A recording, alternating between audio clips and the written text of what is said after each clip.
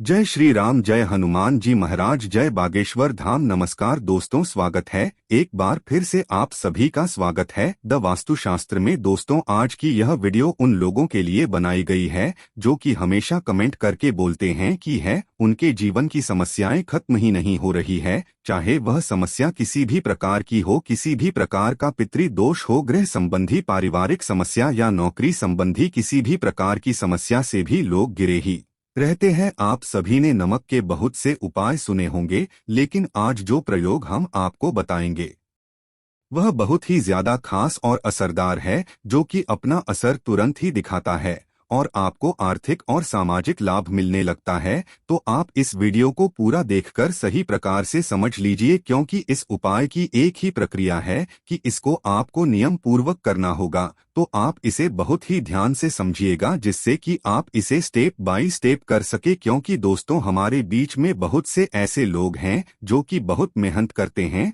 और हमेशा ही परेशानियों से घिरे रहते हैं। बहुत मेहनत करने के पश्चात भी सफलता उनके हाथ ही नहीं लगती और वह हमेशा कर्ज में डूबी ही रहते हैं। परेशानियां उनका पीछा ही नहीं छोड़ती। यहाँ नमक का प्रयोग उन्हीं लोगों के लिए है जो कि कोई आसान सा उपाय ढूंढ रहे हैं, जो बहुत ज्यादा नियमों का पालन नहीं कर सकते हैं। तो ऐसे लोगों को बस एक बार नमक का उपाय जरूर करना चाहिए। नमक के उपाय बहुत ही जल्दी, तुरंत की तुरंत छुट्टियों में अपने प्रभाव दिखाता है। तो बहुत ही ध्यान से सुनिएगा। और यदि आपकी समस्या का निदान नहीं होता, आपकी समस्या ज्यों की त्यों बनी रहती है, तो आप मुझे कमेंट करके जरूर बताइए। क्योंकि हमारे चैनल का सिर्फ एक ही मकसद है कि जनसाधारण की सहायता हो और हर किसी का जीवन सफल बन जाए, सनातन धर्म आगे बढ़ता जाए। देखिए दोस्तों, नमक का प्रयोग बहुत सी चीजों में किया जाता है। आपने भी सुना होगा कि नमक का प्रयोग ज्योतिष शास्त्र, वास्तुशास्त्र और तंत्र शास्त्र में अनेकों प्रकार से किया जाता है। नमक का प्रयोग करके बहुत से लोगों ने चमत्कारिक लाभ प्राप्त किए हैं, लेकिन आज के आधुनिक युग में बहुत से लोग इन उपायों से अनजान हैं। लेकिन आज का प्रयोग यदि आप करते हैं तो आप अपने जीवन से नकारात्मक ऊर्जा को हमेशा हमेशा के लिए खत्म कर सकते हैं। तो ध्यान से सुनिएगा कि आपको यह प्रयोग करना कैसे है। आप अपने दोनों हाथों की हथेलियों में नमक ले लो। यहाँ आपको लेना किस प्रकार से है, आप अपने दोनों हाथों की हथेलियों के बीच में नमक को ले ले और यह प्रयोग आपको सोमवार या फिर शुक्रवार के दिन से ही प्रारंभ करना है। दोस्तों, एक बात का तो आपको विशेष ध्यान रखना है, या तो उपाय को आप सोमवार से शुरू कीजिए या फिर शुक्रवार से शुरू कीजिए। इन दोनों दिनों में से किसी भी दिन आप इस उपाय को प्रारंभ करते हैं, आप अपने दोनों हाथ की अनसुनी बनाएं और उसमें नमक को भर लें और उसके पश्चात आप अपने इष्ट देव का ध्यान करें। आपके जो भी भगवान है, जो भी आपके इष्ट देवता हैं, जिनमें भी आपकी पूरी और सच्ची श्रद्धा है, आप उन्हीं का ध्यान करें, उन्हें अपने मन में धारण करिए और उनके बारे में सोचिए। उसके पश्चात किसी भी प्रकार की आपकी समस्या है, आप अपनी समस्या के बारे में सोचिए। नौकरी के बारे में परेशान है, बार बार प्रयास करने के बाद भी आपको नौकरी नहीं मिलती है, तो आप नौकरी के बारे में सोचिए। और यदि आपकी समस्या पारिवारिक है, संतान संबंधी है, आर्थिक समस्या है, किसी भी प्रकार की आपकी समस्या है, तो आप उसी प्रकार की अपनी उसी समस्या के बारे में सोचिए। यदि आप लंबे समय से किसी बीमारी से जूझ रहे हैं, तो आप उनके बारे में भी सोच सकते हैं। फिर आपके जो भी परेशानी है, जिससे भी आप परेशान हो रहे हैं, उसको मन ही मन में सोचते हुए ऐसे सोचना है कि आपकी सारी समस्या नमक में जा रही है, यानी कि आपकी समस्या उस नमक में धारण हो जाए। एक और बात का यहाँ पर ध्यान दें कि जब आप अपनी उस समस्या के बारे में सोच रहे हैं, उस समय आप अपने इष्ट देव को भी याद करते रहे और नमक की तरफ देखते रहे। जैसे यदि आप शिवजी को मानते हैं,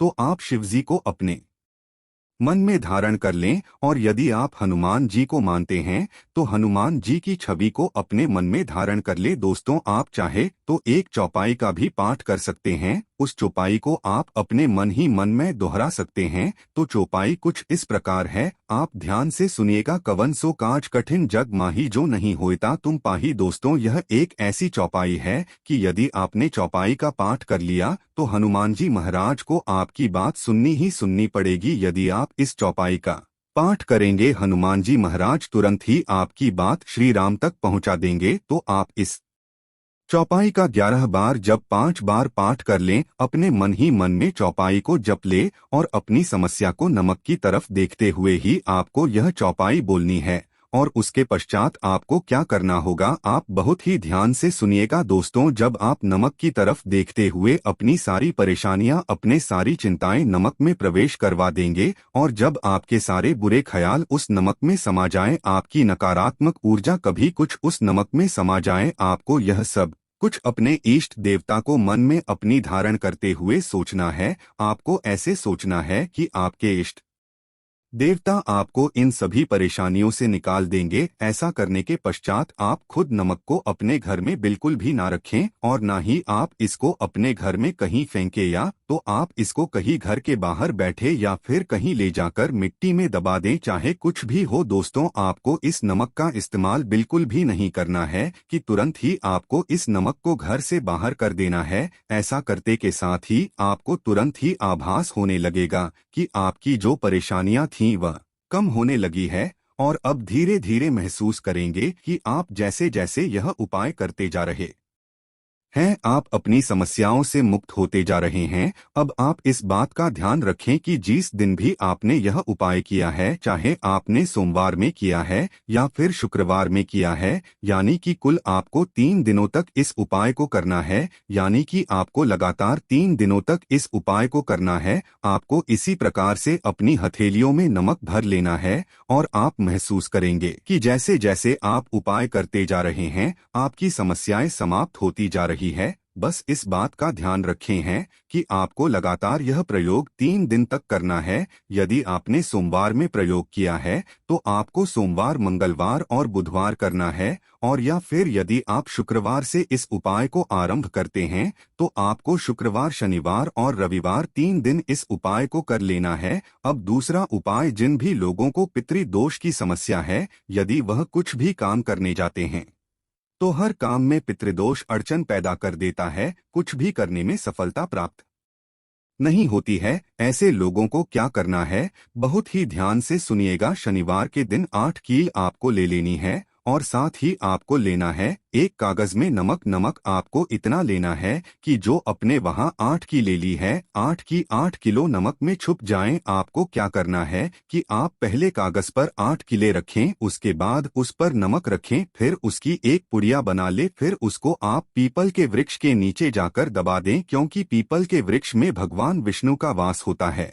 और वहां पर जाकर यदि आप यह उपाय करेंगे तो आपके 2 कष्ट तुरंत के तुरंत ही समाप्त हो जाएंगे। अब मैं आपको तीसरा और बहुत ही सटीक उपाय बता देता हूं। यदि आपके घर में कोई वास्तु दोष है, जैसे कि आपने देखा होगा कई बार लोग बना बनाया घर खरीद लेते हैं, इसलिए वे घर को अपने अनुसार नहीं बनवा पाते हैं। ऐसे में वह अपने घर को तोड़ भी नहीं सकते, कुछ नया सामान भी नहीं लगवा सकते। तो उन लोगों को क्या करना होगा, बहुत ही ध्यान से सुनिएगा। घर में वास्तु के कारण जहां पर भी क्लेश होता है, आपसी अनबन बनी रहती है, घर में आपस में भेदभाव बने रहते हैं, ऐसे में जहां पर वास्तु की समस्या है, चाहे वह रसोई घर हो या फिर बाथरूम हो, जहां पर भी आपको लगता है कि यहां पर वास्तु की समस्या है, वहां पर आपको एक नमक की पोटली बनाकर रख देनी है। जी हां दोस्तों, आपने बिल्कुल सही सुना। जहां पर भी आपको ऐसा लगता है कि यह जगह वास्तु के अनुसार सही नहीं है, वहां पर आप नमक की एक पोटली बनाकर रख दे और फिर उसके बाद आप उसको 7 दिन के बाद बदलते रहे। जैसे कि यदि आप एक पोटली रख रहे हैं, फिर उसको आप 7 दिन के बाद चेंज कर दे। ऐसा आपको 21 बार करना है। टोटल आपको 21 पोटली बदलनी है। इस तरह से उस दिशा का पूरा वास्तुदोष खत्म हो जाएगा। नमक में इतनी शक्ति होती है दोस्तों, हम यहाँ पर जो भी आपको उपाय बताते हैं वह पूरी तरह से सटीक होते हैं। दोस्तों, बहुत ही गहन अध्ययन के बाद हम ये उपाय आप सभी के लिए लेकर आते हैं। आप चाहे तो हमारे चैनल पर जाकर कुछ अन्य उपाय भी देख सकते हैं, क्योंकि हम यह सारे उपाय आप सभी के मार्गदर्शन के लिए लेकर आते हैं। तो यदि आपको कोई उपाय अच्छा लग रहा है और आप अपनी समस्या के निवारण हेतु यदि कोई उपाय करना चाहते हैं, तो आप जरूर इन उपायों को कीजिए, लेकिन पूरी श्रद्धा और विश्वास के साथ, और पूरा उपाय यानी के उपाय को करते समय उसको पूरा कीजिए, उपाय को बीच में मत छोड़ दें, अन्यथा आप बेकार ही परेशान होंगे कि हमें उपाय का पूरा परिणाम नहीं प्राप्त हुआ। अगर दोस्तों यदि आप पूरी श्रद्धा, विश्वास और नियम के साथ जितना उपाय को करते हैं तो उसका जो है 100% रिजल्ट आपको मिलेगा। लेकिन सभी उपायों का एक ही नियम है कि सभी को पूरा नियम के अनुसार किया जाए।